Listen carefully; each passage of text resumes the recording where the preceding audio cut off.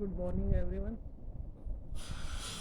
आज मैं आपको बिज़नेस स्टडीज़ के क्वेश्चन पेपर के बारे में बता रही हूँ। वो क्वेश्चन पेपर जो सीबीएसई ने as a model test paper भेजा है, इसी पेपर के आधार पर आपका जो है कमिंग जो मिड टर्म एग्ज़ामिनेशन है या फर्स्ट सेमेस्टर है आपका, जो आपका अक्टूबर एंड या नवंबर में होने वाला है, इसी के आधार पर आएगा, इसी पैटर्न पर आएगा। पहली बात है, क्वेश्चन होंगे 60 टोटल। 60 में से हमें 50 क्वेश्चंस करने हैं। पेपर जो है वो 3 भागों में बटा हुआ है, ए, बी और सी। ए भाग जो है इसमें 24 क्वेश्चन हैं और इस 24 में से आपको 20 करने हैं। सबसे आसान वाला भाग ए है, इसको सभी बच्चे अटेम्प्ट करेंगे और इसमें एनालिसिस के दौरान पाया गया कि केवल 3 प्रश्न ऐसे हैं जो आपके व्यू पॉइंट से मुश्किल हो सकते हैं। बाकी most of the paper general studies की तरह था, चाहे हमने उसमें बुक भी नहीं पढ़ी तब भी हम आंसर कर सकते हैं उसको। दूसरा आपका पोर्शन है बी। बी के अंदर भी आपको चॉइस मिलेगी। बी का लेवल ऑफ डिफ़िकल्टी ए से थोड़ा ज़्यादा है, लेकिन इतना ज़्यादा नहीं है कि हम ना कर सकें। सी पोर्शन जो है वो हॉट्स वाले क्वेश्चन का है। इसमें केस स्टडीज़ की लेंथ भी ज़्यादा है, लेकिन फिर भी मुश्किल नहीं कह सकते, हमें थोड़ी रीडिंग हैबिट होनी चाहिए। तो जितने भी पॉसिबल क्वेश्चन पेपर्स हैं हम उनको रीड कर रहे हैं क्लास में और उसके आधार पे आंसर दे रहे हैं।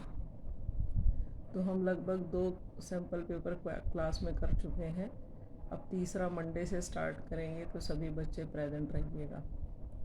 अब स्टार्ट करते हैं कि तैयारी के दौरान क्या क्या बातें ध्यान में रखनी हैं। सबसे पहले आप मार्केटिंग मैनेजमेंट को पिक करेंगे। मार्केटिंग मैनेजमेंट में से ज़्यादातर प्रश्न 2 ही टॉपिक में से आए हैं। एक मार्केटिंग के फंक्शन, जो 13 फंक्शंस हमने एनसीईआरटी में से किए हैं उनमें से, और दूसरा philosophies of management, marketing management, जो 5 हैं केवल। तो उन्हीं 5 में से एक सेट में कम से कम 2 से 3 प्रश्न आए हुए हैं। जो सिर्फ एक टेबल हमने 6-7 लाइन की याद की है, उसी में से 3 प्रश्न बन रहे हैं। इसी प्रकार मार्केटिंग के फंक्शन जो बहुत ही आसान हैं, जैसे ट्रांसपोर्टेशन का पढ़ा था हमने, ग्रेडिंग का, स्टैंडर्डाइजेशन का, तो यही प्रश्न जो हैं वो मार्केटिंग में से पूछे गए हैं। दूसरा, बिजनेस एनवायरनमेंट में से टोटल 5 प्रश्न मिलेंगे आपको, और इन 5 में से 3 आए हुए हैं एनवायरनमेंट की डायमेंशन में से, जो टेक्नोलॉजिकल, सोशल और इकोनॉमिक वाली डायमेंशंस हैं। 2 में से, बाकी के 2 में से एक आया हुआ है इम्पोर्टेंस में से और एक फ़ीचर में से। तो कुछ फ़ीचर तो देखते ही समझ में आ जाते हैं, कुछ में कन्फ्यूज़न रहता है। तो आप मंडे को आइए, एनसीईआरटी की बुक लेके आइए। मैंने अंडरलाइन करवाना है आपको कि किस किस लाइन से कैसा कैसा प्रश्न पूछा जा सकता है। तीसरा है प्लानिंग। प्लानिंग जो है बहुत ही छोटा टॉपिक है, इसमें सिर्फ आपको इम्पोर्टेंस, प्रोसेस और लिमिटेशंस, फीचर्स जो है कंसेप्ट में ही शामिल है, वो भी करने हैं। तो सबसे ज़्यादा प्रश्न आए हुए हैं क्वेश्चन पेपर में प्लानिंग की प्रोसेस में से। सारी केस स्टडी लिख के पूछा गया है, बताइए कि इसमें कौन सा जो है प्लानिंग की प्रोसेस का स्टेप है। दूसरे सेट में पूछा जा सकता है इस स्टेप से अगला स्टेप कौन सा है। तीसरा सेट में पूछा जा सकता है इस स्टेप से पिछला स्टेप कौन सा है। या 4 एक्टिविटीज़ दे के बोला जा सकता है कि इन एक्टिविटीज़ को आप अरेंज कीजिए प्लानिंग की प्रोसेस के सीक्वेंस में। दूसरा प्रश्न आया हुआ है प्लानिंग की लिमिटेशंस में से। तो लिमिटेशंस में प्लानिंग रिजिडिटी लाती है, टाइम कंज्यूमिंग है, फ्यूचर की गारंटी नहीं देती और बिजनेस एनवायरनमेंट से इफ़ेक्ट होती है। इन चारों पॉइंट्स में कन्फ्यूज़न रहता है। तो ये चारों पॉइंट एनसीईआरटी की बुक लेके आइएगा, मैं आपको वो लाइंस एग्जैक्ट अंडरलाइन करवाऊँगी जिनसे आप इन चारों में डिफ्रेंशिएट कर पाएंगे। उसके बाद आपका आता ऑर्गेनाइजिंग, सबसे आसान और सबसे ज़्यादा स्कोरिंग चैप्टर है। 2 पार्ट्स में बटा हुआ है। पहले पार्ट में स्ट्रक्चर तक है, फंक्शनल और डिविजनल, दूसरे पार्ट में डेलीगेशन और डिसेंट्रलाइजेशन है। डेलीगेशन और डिसेंट्रलाइजेशन में से केस स्टडी आएगी पार्ट सी वाली, जिसमें से 6 प्रश्न पूछे जाएंगे। तो हो सकता है एक सेट में डेलीगेशन दिया जाए, दूसरे में डिसेंट्रलाइजेशन। बाकी जो आगे का 50% ऑर्गेनाइजिंग बच गया, उसमें से एक प्रश्न मिलेगा फंक्शनल या डिविजनल स्ट्रक्चर का। उसमें बहुत क्लियर है, जो जिस ऑप्शन में ये लिखा हो कि कंपनी एक ही प्रोडक्ट बनाती है, उसमें फंक्शनल स्ट्रक्चर लगेगा। जिस क्वेश्चन में लिखा हो कंपनी एक से ज़्यादा प्रोडक्ट बनाती है, उसमें divisional. Functional specialisation functional structure में होता है, और ज़्यादा मैनेजर्स का विकास जो है वो डिविजनल स्ट्रक्चर में होता है। तीसरा प्रश्न मिलेगा ऑर्गेनाइजिंग में से, प्रोसेस में से। ज़्यादातर प्रश्न इस प्रकार के थे कि रिपोर्टिंग रिलेशंस जो है कौन से फंक्शन में आता है। तो रिपोर्टिंग रिलेशंस वर्ड हमेशा याद रखें, ऑर्गेनाइजिंग से संबंधित है। तो ऑर्गेनाइजिंग में जो है ज़्यादा प्रश्न आपको मिल जाएंगे आसान वाले। अब हमारे चैप्टर रह गए आगे के 2, प्रिंसिपल्स ऑफ मैनेजमेंट और nature and significance of management. Principles of management में से पहले आप साइंटिफिक मैनेजमेंट के 4 प्रिंसिपल्स ले लीजिए। एक है आपका science not rule of thumb, और ये पहला है। चौथा है आपका development of each subordinate to his maximum capacity. इन दोनों में आपको कोई दिक्कत नहीं आएगी पहचानने में। Science not rule of thumb में हमें जो पुरानी ऐसी तकनीकें हैं, ऐसे मेथड्स हैं जिनका आज की डेट में यूज़ नहीं है, उससे बेटर ऑप्शंस हमारे पास हैं। ज़्यादा आउटपुट वाले ऐसी तकनीकों को छोड़ देना चाहिए, और जो आज की डेट में बेस्ट ऑप्शंस अवेलेबल हैं उनको अपनाना चाहिए। Development of each subordinate to his maximum capacity में ट्रेनिंग और अच्छे एजुकेशनल कोर्सेज के माध्यम से और उनके स्किल को इम्प्रूव किया जाता है सबऑर्डिनेट के। रह गए बीच के 2, harmony not discord and cooperation not individualism. Cooperation वाले पॉइंट में ध्यान रखना है, अगर कोई केस ऐसा आता है जिसमें लिखा है कि कर्मचारियों के सुझाव को माना गया, ऐसे सुझाव जिससे उत्पादन लागत कम होती है, और फिर इन सुझावों, जिन सबऑर्डिनेट्स ने इन सुझावों को दिया था उनको रिवार्ड भी दिया गया, अगर ऐसा केस है तो उसका आंसर निकलेगा कॉपरेशन नॉट इंडिविजुअलिज्म। लेकिन अगर ऐसा केस है जिसमें लिखा है कि जो कर्मचारियों के प्रयास से प्रॉफिट बढ़े, उन बढ़े हुए प्रॉफिट में मैनेजमेंट ने कर्मचारियों को भी हिस्सा दिया, तो इसमें आपका आंसर बनेगा हार्मनी नॉट डिस्कॉर्ड। ये भी मैंने एनसीईआरटी में आपको अंडरलाइन करवाए हुए हैं, फिर भी आप दोबारा बुक ले आइएगा। जिन बच्चों का रह गया है वो मंडे को हो जाएगा। अब रह गया हमारा, इसमें रह गया हमारे फेयोल के प्रिंसिपल 14। उसमें जो है कुछ प्रिंसिपल्स तो बहुत ही सीधे मिल जाएंगे, लेकिन कुछ में आपको कन्फ्यूज़न रहेगा, जैसे डिसिप्लिन के में और रेम्यूनरेशन में, इक्विटी में। इन 3 में कन्फ्यूज़न रहता है, तो आप ये 3 लेकर के आइएगा। जो इक्विटी है उसमें जाति, धर्म, सेक्स, जेंडर और कलर के आधार पर किसी प्रकार का डिस्क्रिमिनेशन ना हो, ये तो इक्विटी का है, समता का सिद्धांत।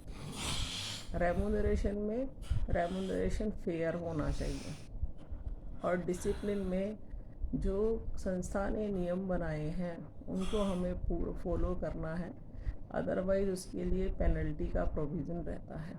लेकिन केस में ना, जैसे लिखा है कि किसी एम्प्लॉई ने, जो महीने में कोई एम्प्लॉई 30 में से 22 दिन ही टाइम पे आया है और उसकी तनख्वाह काट दी गई है, तो इसमें कौन सा प्रिंसिपल जो है वो वायलेट किया गया है। पहले तो आप वर्ड पढ़ेंगे वायलेट, तो अब देखो अगर पंचुअल नहीं था, तनख्वाह काटी, तो डिसिप्लिन का प्रिंसिपल है, लेकिन उसको वायलेट नहीं कर रहे हैं हम, डिसिप्लिन के प्रिंसिपल को फॉलो कर रहे हैं। दूसरा, इक्विटी तो फॉलो हो ही रहा है, अब कोई देर से आएगा और उसको तनख्वाह इसीलिए कम मिल रही है क्योंकि उसने 1-2 घंटे कम काम मिला, तो हम ये नहीं कह सकते कि समता का उल्लंघन किया है।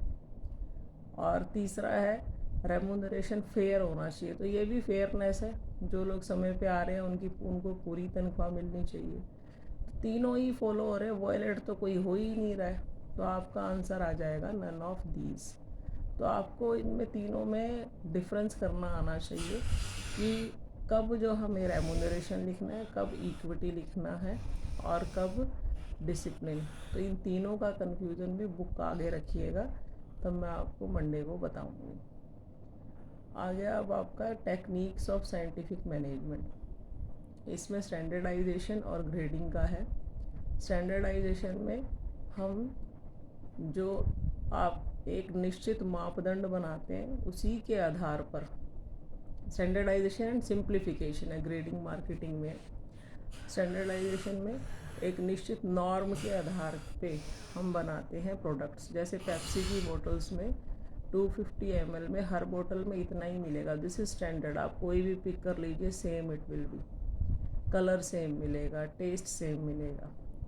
और सिंप्लीफिकेशन में अननेसेसरी वैरायटीज़ को हटाया जाता है। जैसे हमने जो हम शूज़ लेने जाते हैं 2 नंबर, 3 नंबर, 4 नंबर, लेकिन 14 नंबर, 15 नंबर, 18 नंबर ये नहीं मिलते हैं क्योंकि ये ऑर्डर है।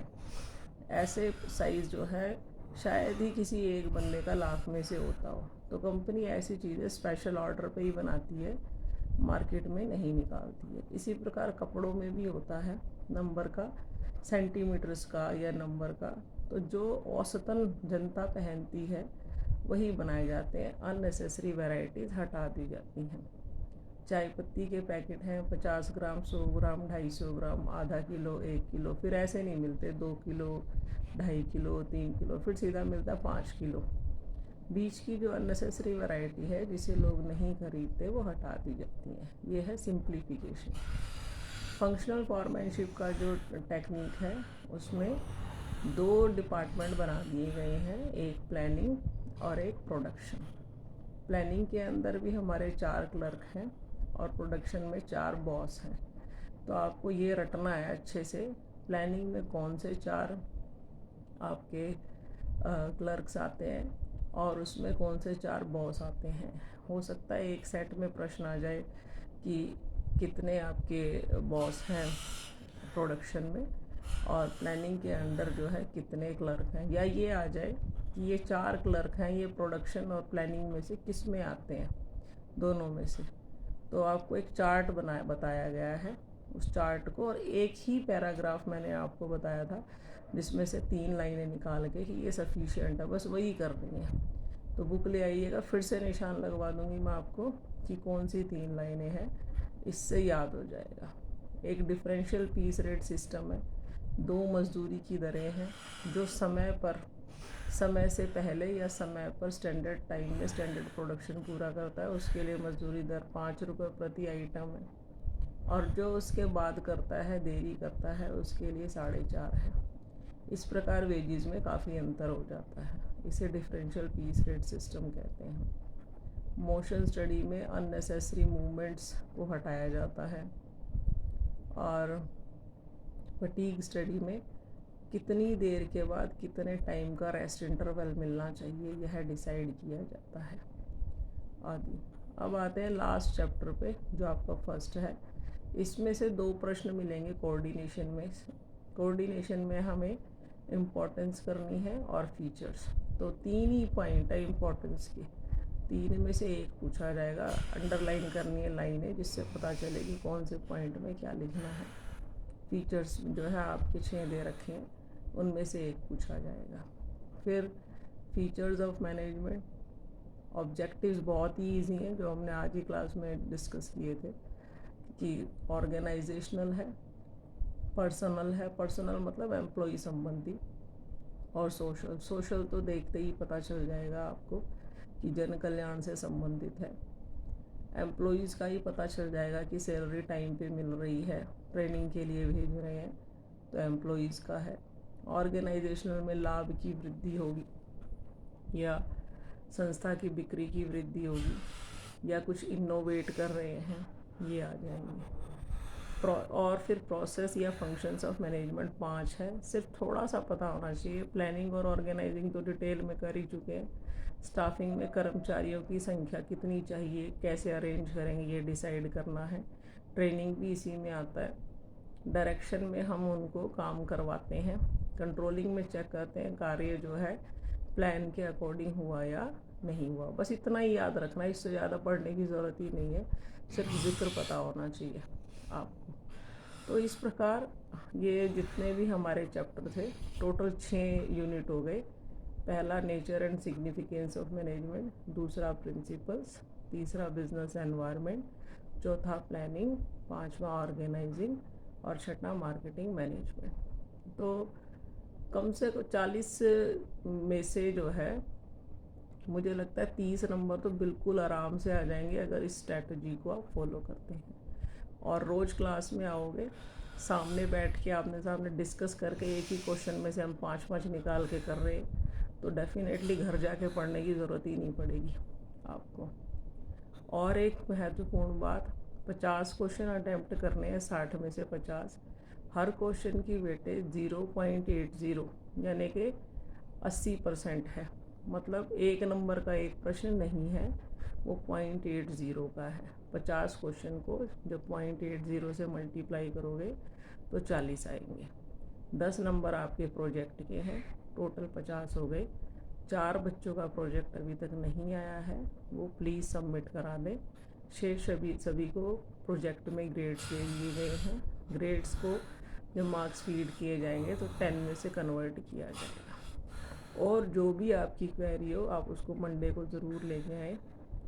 आप क्वेरीज तो जो है ऑडियो डालकर भी पूछ सकते हैं, मैं ऑडियो से ही जवाब दे दूँगी। और जो लिखित, जैसे कुछ लाइनें लिखित होती हैं, आप उसको समझना चाहते हैं अच्छे से, कंसेप्ट क्लैरिटी चाहते हैं, या कोई टॉपिक ऐसा चाहते हैं कि दोबारा हो जाए, तो ऑडियो डाल दीजिए ताकि मैं उसको एक वीडियो बनाकर, ऑडियो बनाकर आपको सेंड कर दूँ। Thank you.